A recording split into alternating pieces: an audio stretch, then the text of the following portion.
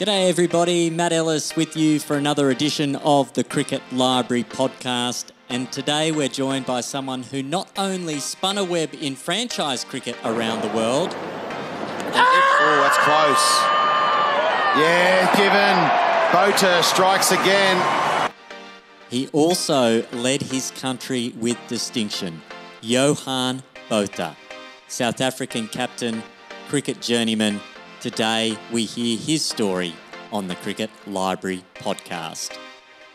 Here it is, be running, he has, oh, it's a fumble! They're home! A misfield! A great win by South Africa in the final over.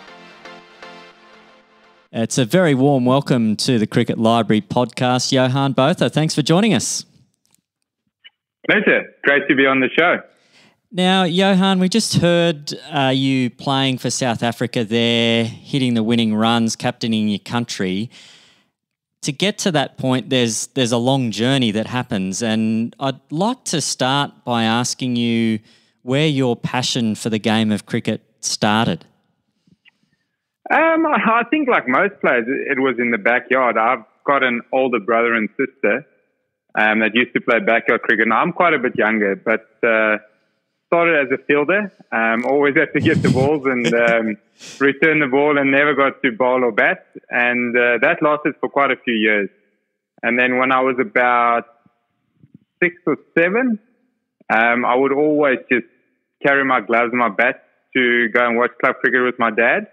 Yep. And if there was ever a break in play, I would hit balls against the side screen.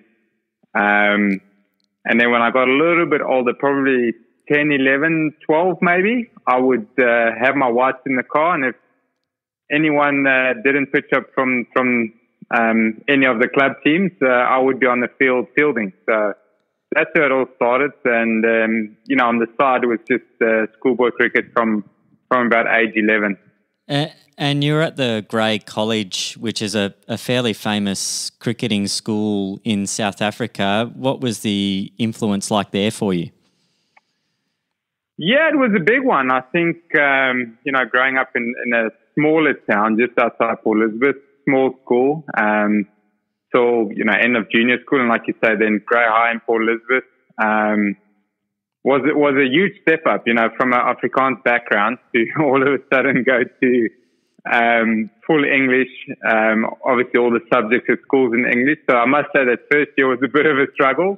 Yep. But the cricket kept me going. I think we got a good team together, and we played some good cricket. And we had a really good under-14 team. That sort of got me through that initial stages when other things were a bit difficult.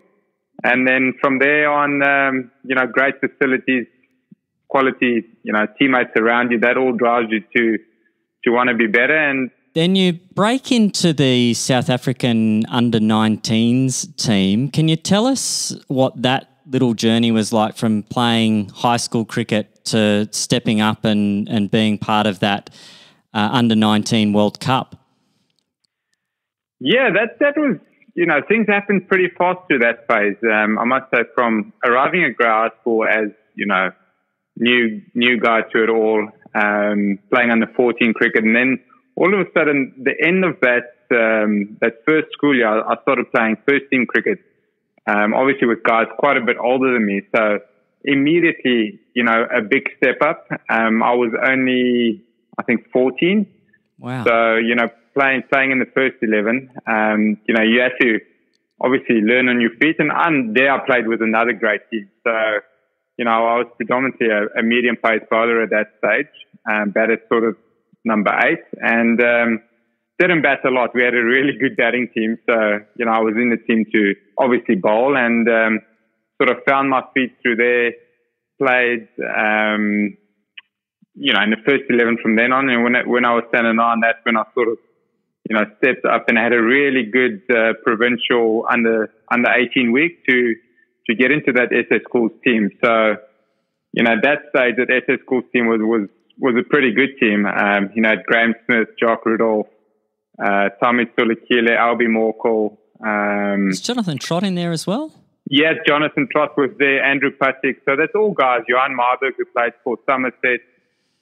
So all guys who went on to play a lot of provincial cricket, and 3 or 4 or 5 of them played international cricket. So it's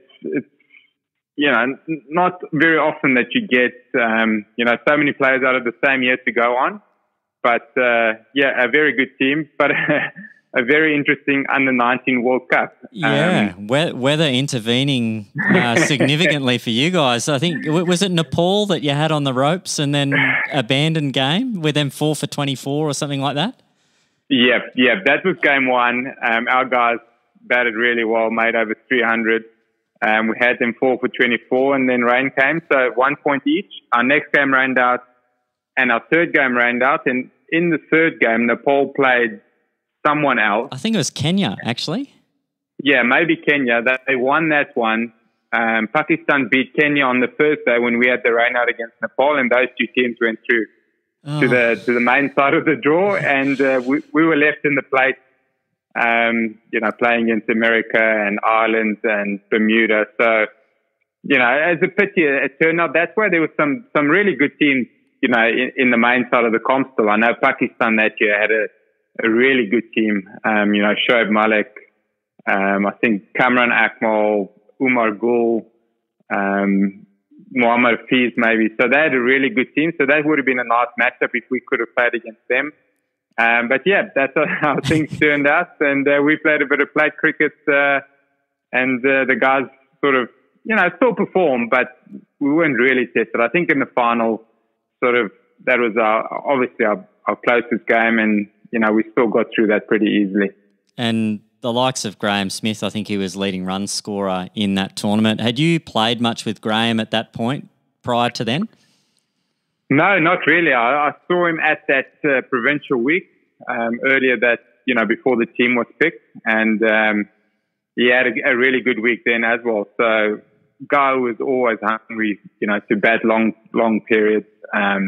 Knew how to get big runs, and he certainly did that when he was young, and he continued all the way into international cricket, and his technique was probably even worse back then. So just knew how to grind out runs. I know we played them one day, and I think he was in about 20 or 30, and we just said we're just going to go as wide as possible outside off. And we restricted him for quite a while there, and I think he eventually got out. So I think we figured it out pretty well one day, but he obviously worked on that and went on to have a very successful international career. Now, you come back from that tournament, and not long after, you get the chance to break into first-class cricket at Eastern Province. Can you tell us a bit about your early time playing first-class cricket and some of your learnings coming into that level of cricket?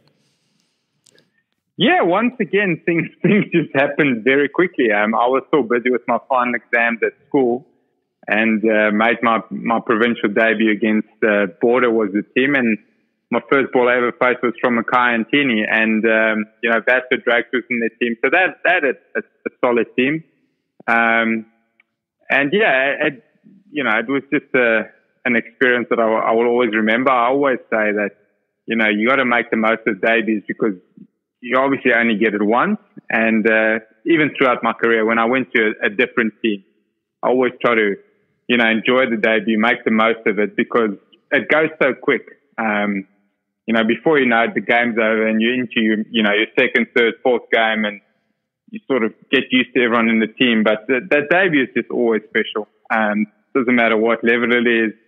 Learn from older guys during that time. Dave Callahan played with me.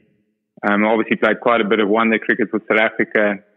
Nancy Hayward, the quick bowler. Robin Peterson, played quite a lot with Robin when I was very young. So, learned a lot from him. And, those are the guys you sort of, almost latch onto early on. You just want to learn as much as possible, as quick as possible. And then, hopefully as my career went on, I did that for a couple of other young players. Yeah, absolutely. Now, with your progression, you have about 4 years playing first-class cricket. When do you start to think, I'm ready for the next level? When did you get that feeling, or did other people have that feeling? Or I must say I didn't have that feeling. You know, just bowling medium pace, I was okay. I was steady, could swing the ball a bit both ways. Didn't bowl express pace, and you know, as we know, South Africa, Australia, England, there's so many quick bowlers, and so I thought, you know, I'll just do my best to have a decent first class career, make the most of it. Try, you know, maybe one day play like South Africa A, if things go well. But yeah, at about age 22, maybe 23, had a back injury. Okay. And chatted, or Mickey Arthur was my coach back then. Mark Goucher was in the team, Justin Kemp. And they said to me, you know, why don't you give spin a go? I think, you know, there's obviously big gaps. Nicky Beer was sort of the only spinner at that stage in the South African sort of lineup. And, you know, those guys pushed me a bit. I sort of messed around with it a little bit in the net, the odd game in the fourth innings when there wasn't much happening. And they said, well, you know, you could be a seamer and just, you know, be a steady seamer, and you'll have to change your action to sort of get back to it and you know, so your back will last. Or you can just switch over to spin. And that was the sort of the move that changed everything. Wow. And yeah, it was, you know, good for a while. And then there's bowling action stuff. I think we might still get to that. Yeah, but, yeah. Yeah, so how long had you been bowling off spin when you had the call up to play against India in 2005? Oh, it was about 10 months. 10 months of, you know, from, as we know it in Australia, Futures League cricket. Played a couple of games there, couple of games, probably 3 or 4 first-class cricket. Yeah. And then into a ODI, a one international in India, and November 2005. And you have a win, you take a wicket. What are your recollections of that debut? You said just before you loved the debut, a 5-wicket win against India. How good? Yeah, it was a special match. Probably the main thing I always remember, and I tell people, is the first ball of the game. I can remember Sean Pollock running into Virender Sehwag, crowd going absolutely mad. He just left it outside off, and then the second ball, Polly got a bit straight. He clipped it to me at mid-wicket, straight to me, and it didn't hit my hand. Went straight through my hand. Luckily, it hit my heel, and it went straight to mid-on, and no run conceded. So I was just happy it hit my foot, deflected to mid-on, and nothing came of it. But, you know, that's what I can remember, a crowd going mad, and I just didn't get a touch on it. Luckily, you know, as I said, hit my foot and went, I think, under a nail at mid-on, and he just laughed at me. He just looked over and laughed. Oh, well, welcome to international cricket. Yeah, just no touch with the hands. And you have that taste of ODI cricket, and then you get the call up to the Test team in Australia, playing in Sydney, a generally considered spinner friendly wicket, and you get to bowl for your country. What's it like walking out on the ground for your first Test match?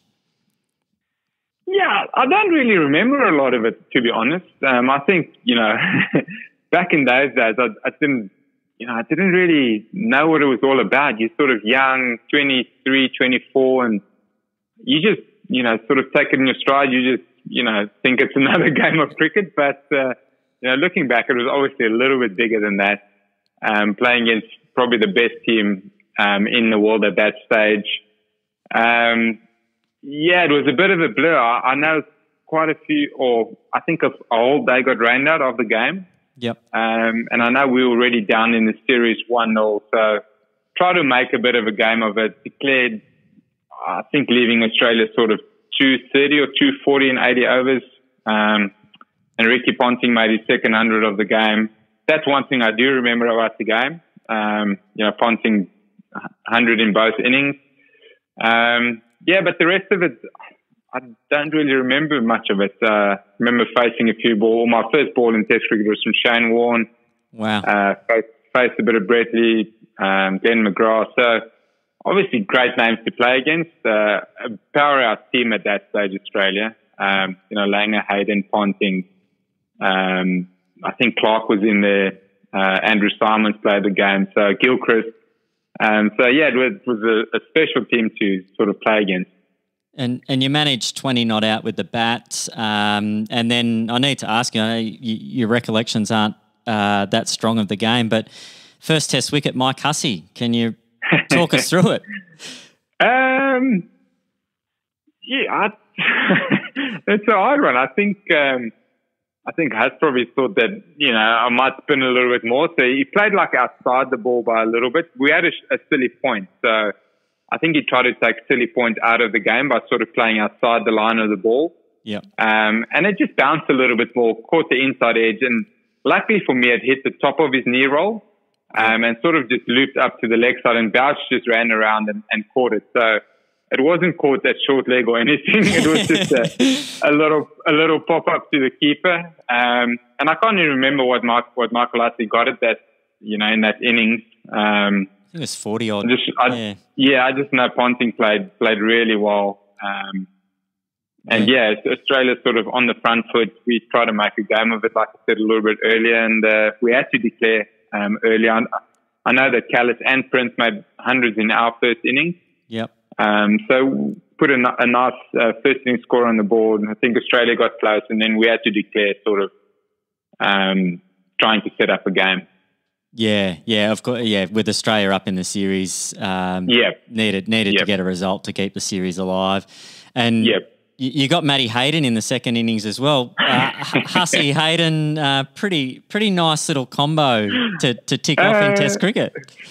Yeah, not bad. But I think at that stage, they probably only needed about 15 to 18 runs, and Matthew Hayden tried to hit me into the Sydney football stadium.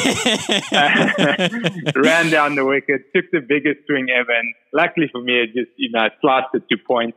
Yeah. But yeah, the game was pretty much over. If he's batting with Ponting at that stage, Australia's only one down, needing 20 runs. So I think they just wanted to get it over with. Yep. So yeah, just lucky to pick up another one. Now, talk about the seriousness of having your bowling action called into question. How much of an effect did that have on you, and what helped you get through that time after being reported? Yeah, I must say, at the time you sort of think, okay, I'll just go back home. Or I did. I went back home, played the one-day series, because back in those days you had sort of a 14-day window to get tested. Yep. And then there was another 14 days before the results came out. So you're allowed to play till proven guilty. Yep. And I played the one-day triangular series against Sri Lanka and Australia. Did okay, but I think we got knocked out in Hobart against Sri Lanka. So they went into the finals. And that evening the results came through. I think at that stage I sort of just, had a chat to the coaches, the captain, and we just said, I'm just going to leave it for 2-3 months till the season's over. I just went back to first class cricket, played a bit as a batsman, didn't bowl at all, just said, just going to leave it for now. But then it became, quite a big thing. I went to Cape Town probably 4 or 5 times that winter to the Sports Institute. They had a camera system like Perth and I think Loughborough's got, and now Brisbane. So yeah, Cricket South Africa was great through that whole process. Flew me to Cape Town sort of every 3 weeks, tested things, tried different things, and sort of tried to find stuff that worked. Yep. But yeah, in the background, I was out of international cricket for 18 months. It wasn't just like, go back home, fix it in the winter, and you come straight back into the team.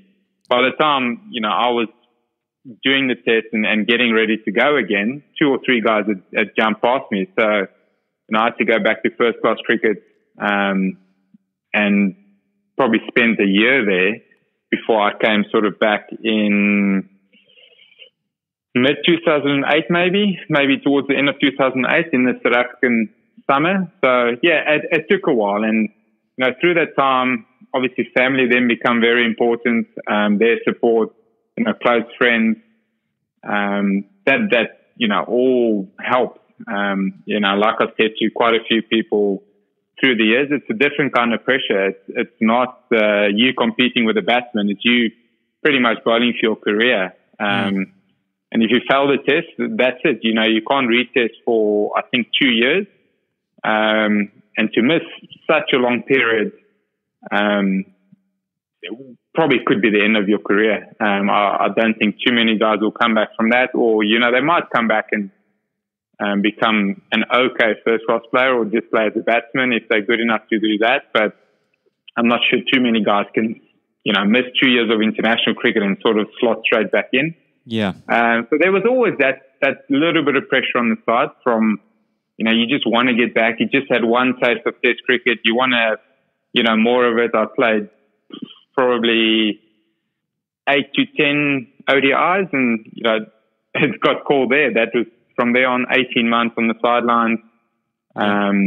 You know, I had to work hard and try different things for probably the first 6 months, you know, the whole winter, and then found something that we thought would be okay going forward. And it worked for, you know, quite a while. And I must say, in about 2015, sort of around there, 14, 15, the South African analyst who I'd met, you know, he did a little bit with us when I played for South Africa. And we had been in contact for years. And I sort of phoned him up one day when they were in Adelaide. It might have been 2012 for a T20 series. And I said, Prasanna, you know, can we spend an hour in the net? Because he sent me some good tips to make it even better and smoother. Had a good hour with him. And I think sort of the last 5 or 6 years of my career, my action was the best it was, you know, ever in my career. So, you know, at that stage, after that, I felt I could just compete with batsmen again. Yeah. Where before that, you're always in the back of your mind think, you know, what if? And you play against guys who, you know, think they're clever and they make a comment, or they always, you know, smart ass and say something to the umpire or coaches in the ear, and you know, questioning your actions. So that was always there. And I've said that too. If once it's there, it doesn't go away. Doesn't matter how good your action is after that. Yeah. Once you're in that situation, it's hard to get rid of it. And you know, for me, I think we need to get young players sorted before they get to the top level, or even first-class cricket. Because once it's there, you know, there's cameras all the time and things like that.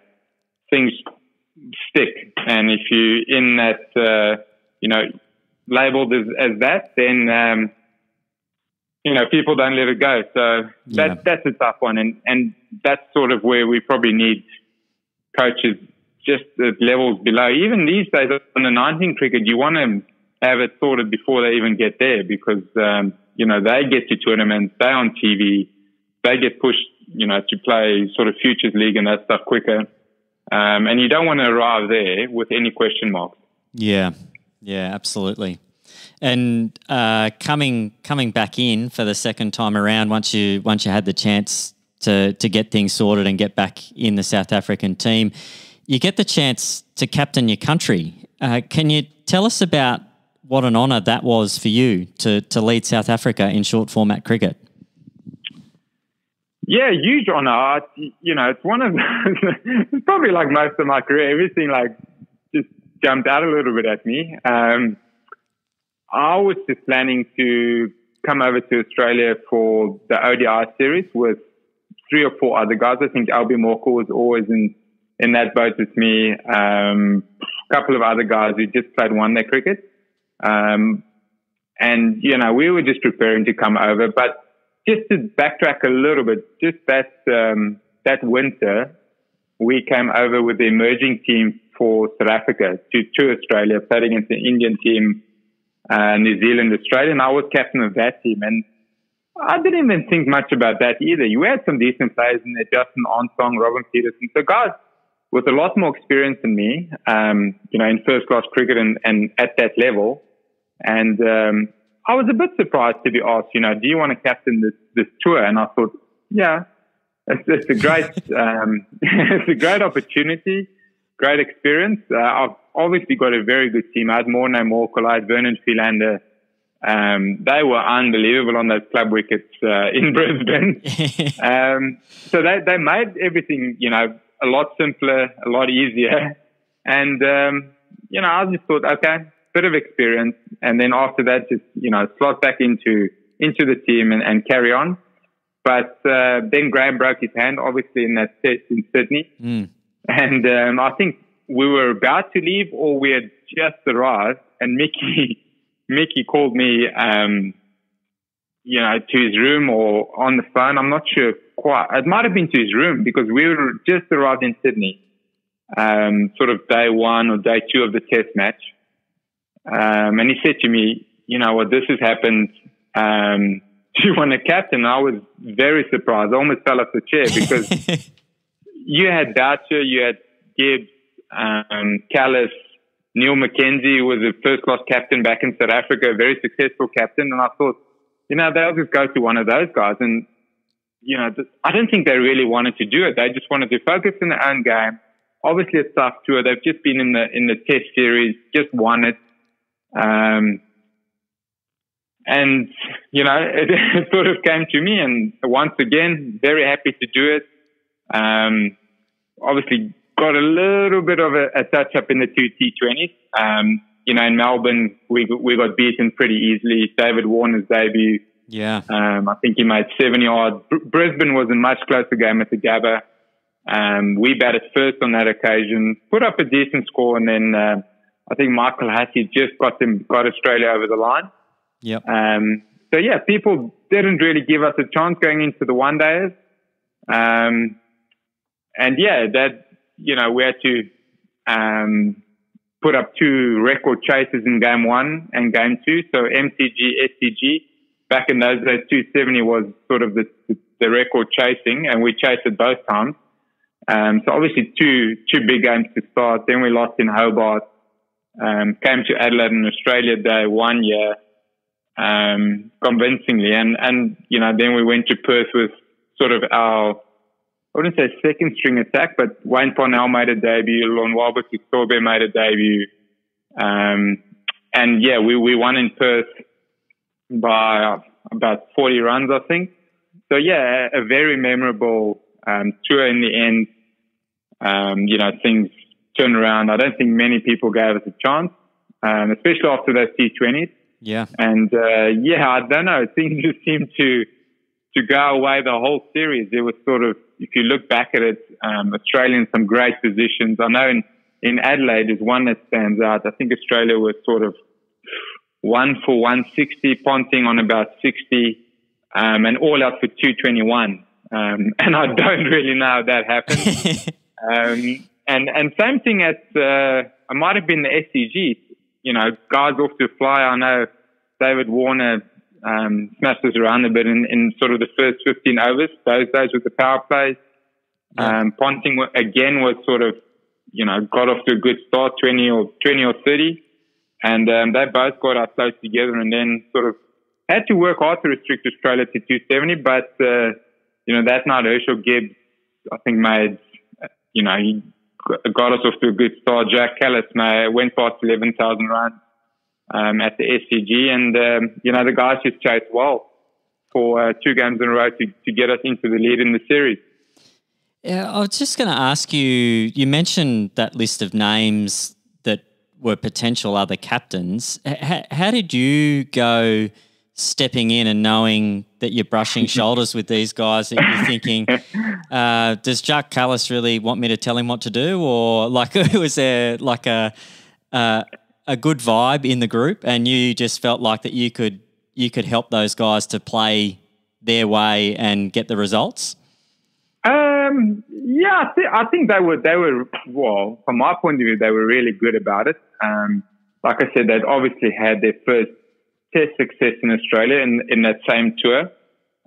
So they were, very happy. We had to, sort of lift the guys again. And that's where we always found those 4 or 5 ODI guys coming in played such an important role. With the test guys, they've either had success before we got you, and some of them could be happy and just sitting back and thinking, we've had a nice tour and it's our first ever test series win in Australia, or, in the odd occasion, they might have lost the series. I know in England, The Test guys lost the series, and sort of we had to come in and lift the spirits a bit.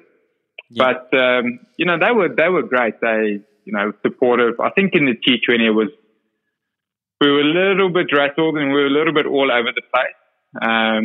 You know, 2 or 3 guys coming to me during the game, and sort of it looked a bit, you know, disorganized, like I said, and Ponting even made a comment in the media about that. So we sorted that out. You know, sort of just got to one person, and Neil McKenzie was sort of made vice captain, and anyone had an idea on the field, they had to go through Neil Mack to come to me. So there wasn't, you know, sort of traffic around me all the time. Yep. And yeah, it was nice that we sort of were the calm team in the ODIs, and Ponting and his crew had to run around a bit and sort of try to figure things out. And that's certainly what we thought, especially in Sydney and in Adelaide. It was nice to see that, you know, they had to throw a few ideas around, and he had quite a few guys around him. Yeah. Yeah, no, a massive achievement. 4-1 series win against Australia in Australia with the team that Australia had at the time as well. Outstanding result for South Africa there. Now, you have a big affinity with Australia, and you end up coming over here to play for South Australia and captaining South Australia, and then being a part of the initial stages of the Big Bash. You have some time at the Strikers, the Sixers, the Hurricanes. Yep. Tell us how your connection to Australia came about, and what is it that you now love about Australia? The connection was from Darren Berry. He was coach at the Rajasthan Royals in 2008 and 9 okay. when I played for them in the IPL. And I must say, you know, we kept contact after that, but it wasn't anything serious. You know, it's not like a phone call a week or anything like that. We just sent the odd message. He got me over to play in BBL 1. Yep. Just for 4 games, because I was still contracted to Cricket South Africa. Gary Kirsten and them said, that's fine, you can go for 4 games. It was about 12 days. Yep. And you go over there, the guys are playing Test cricket against Sri Lanka, and then when you come back, you'll be ready for the ODI Series. So that gave me a taste of, you know, Australia as sort of playing, you know, for one of the teams. And loved Adelaide. Back then it was still the sort of old Adelaide Oval, not as we know now. And I just loved the setup. I loved the way Chuck and Jeff Vaughan and Rob Castle, you know, were running things.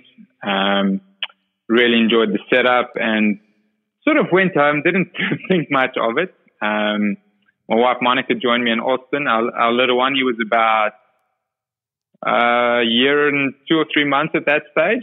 Okay. So we just came out for 12 days. Didn't think too much of it. You know, obviously going back to South Africa to play ODIs, and, you know, your career is still ahead in international cricket. And then that March, Chuck sent me a message and said, you know what, I've had a year in South Australia. I think I need, you know, some more influence on the field. Would you like to come and join me for it? And, yeah, we had about a week to 10 days to think about it. Obviously a big decision, young family. And yeah, eventually we thought, you know, we'll come for 2 years. We'll give it a go. You know, my theory's always been, I don't want to sit one day and say, what if? So we thought, let's give it a go. We'll come for 2 years, and then there's an option of a third year. If we really like it, we can, you know, sort of push for the third.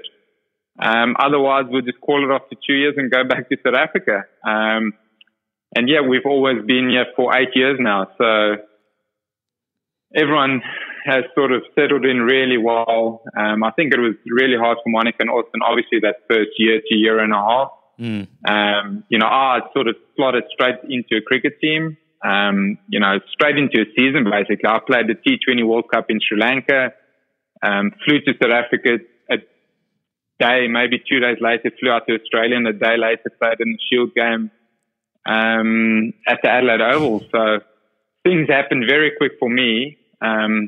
For the family, it was a bit harder to get settled.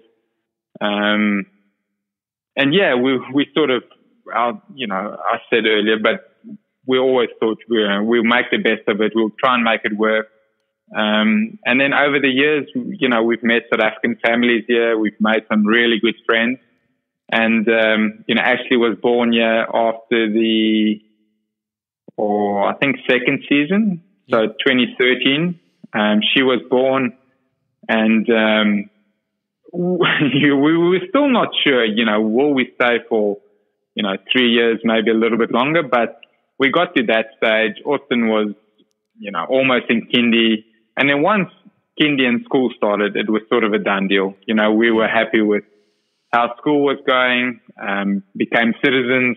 And yeah, now if, you know, and then I played for my second and third year for the Sixers as a local and played for the Hobart Hurricanes as a local. So that was nice. I think I obviously needed that because, you know, BBL teams want, you know, the newest and the best internationals. Yep. And, you know, if I wasn't a local, I probably wouldn't have got to that sort of BBL 6, 7, 8. But I think that was Trevor Bayliss's vision when he was still in charge of the Sixers when he signed me. He said, you know, we'll take you 1 year as an international, and then year 2 and 3 you'll play as a local. And you know, things worked out really well there. Enjoyed my time with the Sixers. Hurricanes, same thing. And you know, now when I go on to coaching things, I can sort of commute from Adelaide. Yeah. Yeah, absolutely. And were you playing, you had a couple of stints in the IPL as well, and you played some CPL. I was just going to ask about that experience as well. Franchise cricket, you're the marked man, so to speak, because you're the overseas pro. What was the IPL like? Yeah, great experience. I got a little taste of it the year that it was in South Africa. That's where I met Chuck. And I was only around the IPL team in that first year, Rajasthan Royals, for about 3 games. So met Chuck, met Warnie, was in the team for sort of the last 2 or 3 games. Did okay. You know, I had steady games. And then the next 3 years I was at Rajasthan Royals. And then I think 2013 went to Delhi Daredevils and then missed a year. And then 2015 played for Calcutta Knight Riders. Is that when? Was that when Chris Lynn? Were you a replacement for Chris Lynn at Calcutta? Is that the year? I'm not sure. I don't know. I know Trevor Bayliss was coach for that year. Jack Cullis was sort of a mentor. Yeah. So yeah, that's when my playing at RPL finished 2015. In that same year, I went to play 1 season in the CPL with Trinidad. Yep. And very interesting tournament. We ended up winning it, but you know, we scraped through at the right times, I would say. We ended 4th after the group stages. Then we had to play against number 3. Yeah. Like with the new final setup as we know it these days. Won that game, beat the loser of the 1 and 2 game, and then won the final. So wow. From scraping through all tournaments, we won 3 games in a row to walk away as champions. So playing well at the right end of the tournament, the business end. Yeah, exactly. And I think that's always been a positive for Trinidad. They get the finals series in Trinidad. And it suited us perfectly that year. All the games were at Queen's Park Oval. We played 4 spinners on a dry, dusty wicket by the end of the tournament. And, you know, our batters knew how to play on it. We had, you know, Jack Cullis. We had Cameron Akmal, who's obviously a quality player on the subcontinent. Dwayne Bravo, Darren Bravo. And the guys just, I don't know, the batters just clicked. We made enough runs and we seemed to find the way to defend it. And like you said, we won 3 games at the right time to walk away, you know, with a trophy in hand. Yeah. What a way to finish up the season. Magnificent result there. And I want to ask about how you came to the point where you knew it was time to hang up the spikes. You were playing for the Hurricanes at the time. Can you talk us through that decision and what it's been like now that decision's made? Yeah, it was an interesting decision. I think, you know, it surprised quite a few people because I was I did have a bit of a niggle coming into that season. I had a bulging disc in my back and had to put in quite a lot of work just to get on the field for game one for the Hurricanes. So sort of the first 3 or 4 games, it was a bit of a struggle. I knew that if I started bowling, I had to either bowl 2, 3 or 4 overs straight. I couldn't, stop and come back. So, and I never liked, playing that way, to be a bit of a passenger in the field. I could only field in the ring. But anyway, got over that. The physios, doctors did earned their money in those few weeks. But yeah, I got a coaching role with Sultans in the PSL as a head coach. So that sort of forced me to make a decision maybe a little bit earlier than I wanted. Because, in franchise cricket, you have owners who put pressure on you. You've got to be, and I just felt it is the right thing to do, to be there from the start. As a head coach, I didn't want to arrive at the PSL after game 3. So you've missed the lead up week. Yeah. You've missed the first 2 games. And, I just felt I had to be there from the start. And the Hurricanes were obviously going really well. I think we'd won 8 or 9 out of 10. So we were already in the finals. And yeah, that was a hard decision right there. Do I stay and play in the finals? And there's no guarantees. And I think that's what Colin Ingram said to me. He said, you know what, you can stay, you guys can win 12 out of 14, you can lose the first semi, and you can be out of it. And then you'll always think, I should have maybe gone to Pakistan and be there with my team from the start. So yeah, that decision, surprised a few people at that stage, but I just felt after 10 games, we were already in the playoffs. Let me stop now. There's still 4 games to go. Let KS Ahmed, come into the team. We obviously still had an international spot available. I was a local, but Tamal Mills got injured before the season had even started. So we only played with Jofra as our one international. So there was always that one slot available, and Nick Cummins, CEO, and Griff was really good about it all. They sort of said, we obviously understand your decision, and you feel you've got to be with the team, and we didn't go as well as I wanted in the PSL, but I still think it was the right time. As a coach now, and I think coaches understand that you want to be with your team, you want to lay that foundation. I've seen that the last 2 years with Guyana and the CPL. That first week is the most important week of the tournament. If you can lay a good foundation, give your players their roles, and from there on, the guys who's going to autopilot and get onto the field. And, there's obviously a little bit of coaching through the tournament, but not that much. If you can lay the groundwork in that first week, and that was, I wouldn't say we did that perfectly last year at Guyana, but we did it very, very well. The guys played their roles. We won 11 out of 11 to get pipped in the final, which wasn't the ideal finish for us. But I just felt that, that first week, everyone felt comfortable. The guys enjoyed each other's success and each other's company. And I will still maintain, in any team that I go to, or franchise team or state team, that preseason groundwork is vital. If you can get that right and everyone's comfortable, you're well underway for the season. And what are your aspirations going forward? What are your coaching aspirations in the future? I think for now, I've got the CPL coming up, if I'm allowed to get there. Okay. With everything happening, the tournament is penciled in, I think, at the moment for 15 August to 11 September, so quite a bit shorter than usual.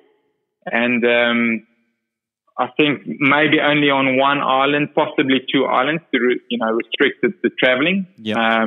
So at the moment, that's sort of my next venture, and after that, I'm not really sure. I know South Australia is looking for a coach, so I have applied for that, but haven't heard anything. I did work with Karachi Kings in the PSL earlier this year with Dean Jones as an assistant coach, and had a great time. We had a really good team there again. Dino led it very well.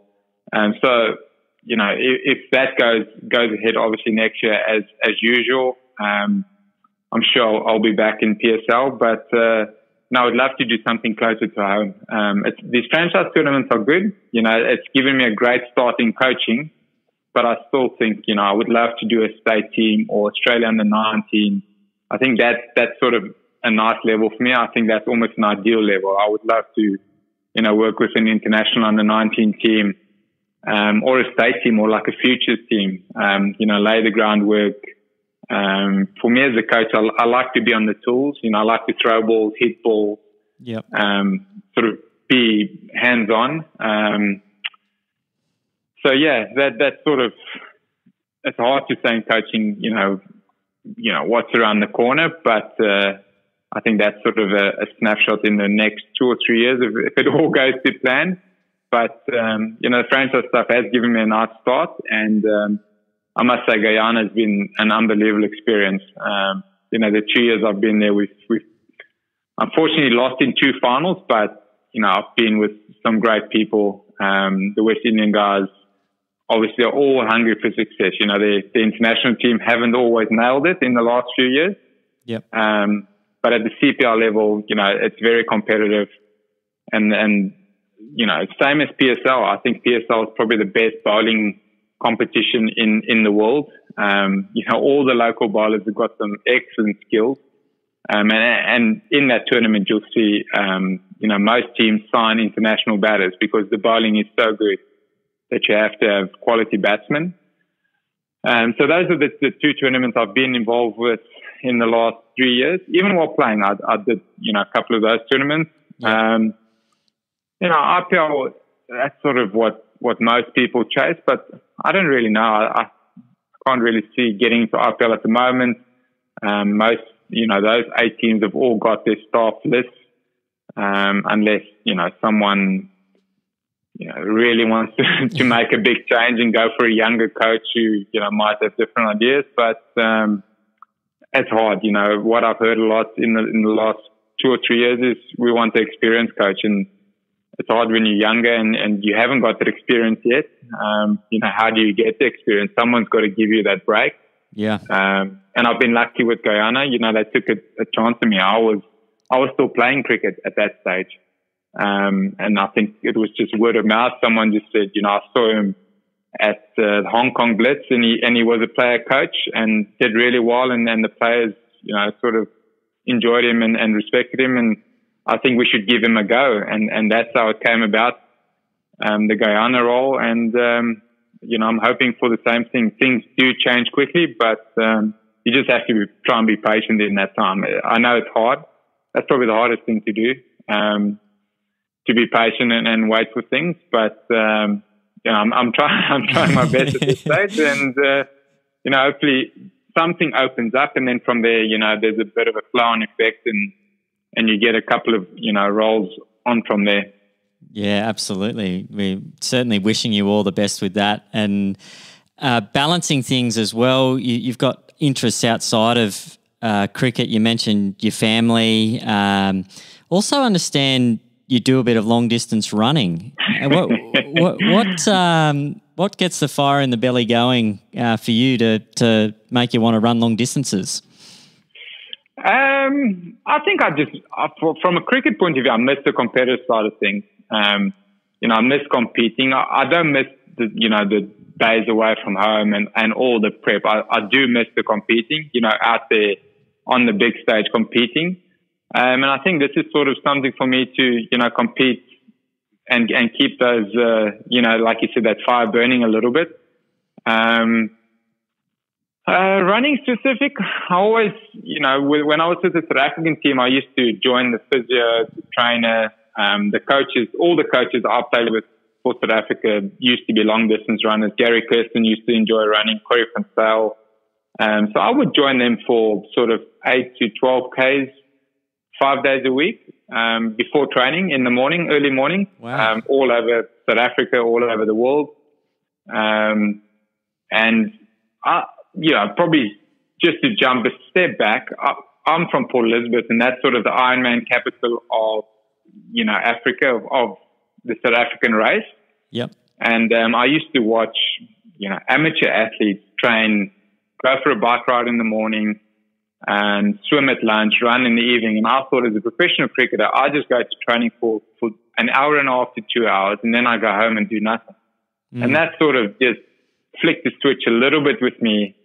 Started joining the bike ride in the morning. So I'd ride 50 Ks with a bunch from probably 5:15 in the morning till about 7, get home, have breakfast, and then go to cricket training. So that started my love for the endurance stuff. And sort of in the last few years, it's been running. Even in these last few months, I've really given trail running a bit of a push. So I want to do, some extreme adventures and, even give it a go, see if I can sort of, I don't know if I'll become a professional trail runner, but, aspire to be, become one of the better ones out there. So putting in the work, that's obviously, it's just a drive at the moment. There's no big crowds, there's no, big prize money or whatever. It's just you trying to get better every day. So, that's sort of my drive at the moment. I think for people around me and then sort of my family, it's just to, show that you still need to keep working hard. There's a race that I prepped for this year was 100-miler in the Flinders Ranges, and that got cancelled because of all of this. And so I decided probably 2 weeks before that I was going to run 100 miles around our block. Oh, wow. Which is a 1K block. So I did 161 laps of it. And it took me 21 hours, 58 minutes. So that's incredible. Yeah. So I sort of like the extremes. I'm not quick enough, to run a marathon at any of these elite guys' pace. Yeah. Probably even 100K will be a bit of a stretch. So I think my ideal, I'll still give it some time, but I would love to push the limits further than that, like 100 miles. There's a couple of races around the world which are ridiculous, go to 200 miles. Wow. And then there's obviously stage races, which I think I would love to do one day. They are quite pricey, the Race the Planet events. There's 4 around the world. There's one in Morocco, there's one in Chile, there's one in Southern Africa, and they're all 6-day events, and you cover 255 Ks in the 6 days. So that's sort of something I want to give a go. I think for me, I need to go longer. Like I said, I don't have the leg speed or the sort of background where, guys run sub 245 marathons. Yeah. I don't have that. My best is only a 322. So for me, I've got to go longer and try and be tougher than others. So to give myself a little bit of a test, I'm going to do a section of the Mawson Trail in the July school holidays. So I've got a couple of guys who's going to crew for me. So I'm going to do my own little stage race. Wow. And I'm going to do 308 Ks in 8 days. Wow. I'd love to. That's about 38 a day, or on average. There's one day it's about 50, and there's a day that's about 30. Wow. In there. That's very, very impressive. I'd love to hear how you go with that, Johan. Will you be posting that on your socials when you're doing that? Yeah, I'll definitely. So I've been sort of hinting at it. I haven't given it away yet. So have we got an exclusive scoop here on the Cricket Library podcast? Yeah, you do now. And then I think my ultimate with the trail is the Mawson Trail is 900 kilometers, the full distance. And that's from Blenheim in the outback all the way back to Adelaide. And I think one day when I wouldn't say one day, hopefully in the next couple of years, I want to give that full trail a bit of a crack and see if I can do it in about 14 days. But that's obviously big days then. That's 80 Ks a day for 14 days. Wow. So yeah, I said these stage races are quite expensive. I know the 4 I mentioned earlier are sort of $3,500 US per race. Wow. And that's just race entry. That's not, accommodation, flights, getting there, whatever. That's just the race. So I thought, there's such beautiful trails in South Australia. I might start with something close by, and give that a go and see how I go. And then, if that goes to plan, hopefully towards the end of the winter, a few of the races, local races open up. The Eurobella Trail, there's a Hyson 105 kilometer, and yeah, hopefully the one that I did train for the Hubert 100, the 100 miler, would be May next year. Excellent. Oh, that sounds outstanding, Johan. I take my hat off to you. That's very, very impressive. Thank you. Yeah, like I said, I really enjoy it. I like the challenge. It's obviously some early mornings. I try and get most things done before the family sort of get into the day. So, it keeps me motivated, keeps me moving. I'm doing a virtual run around Australia currently also. Yep. It's called Run Down Under, and it's 14,080 k's around Australia, and I've done about 9,200. Wow! So you just do that in your own time, at your own discretion. You rack up the k's for that one. Yeah, so you log it onto, obviously, Sunto or Garmin, and that goes onto Strava, and then Strava downloads it onto the Rundown Under app. Wow. And I started with that the 6th of December 2017. Wow. So it's taken me about 2.5 years to get to this stage. So I've gone through Perth. I'm sort of heading east again. Yeah. And I'm about 2,200 kilometers from Adelaide. So it would be nice to get to the hometown. Yeah. And then after that, there's probably about 3,000 k's to go. Oh, you'll be on the home stretch. Yeah. Yeah. So that's a nice motivation. When you do all this training, all the events, obviously all of that counts towards it. And then once you've done it, it sort of gets you going again. Because I know with a lot of people I speak to, they sort of have their 1 or 2 races a year, and once they hit that goal, they sort of go flat for 2 or 3 or maybe even more weeks after that. Where this has certainly helped me, even if it's just a few walks the next week after a big run, just to keep things going, keep it ticking over, and just slowly make your way around Australia. Yeah, well, that sounds outstanding, and it's good to have that motivation to keep yourself going and keep getting the best out of yourself after you've finished playing professional sport. We need to wrap things up, Johan, but before we do, we've got one final question, and this is very popular with our listeners. we like to ask if you could have a net session with 3 people. They could be living, they could be no longer with us.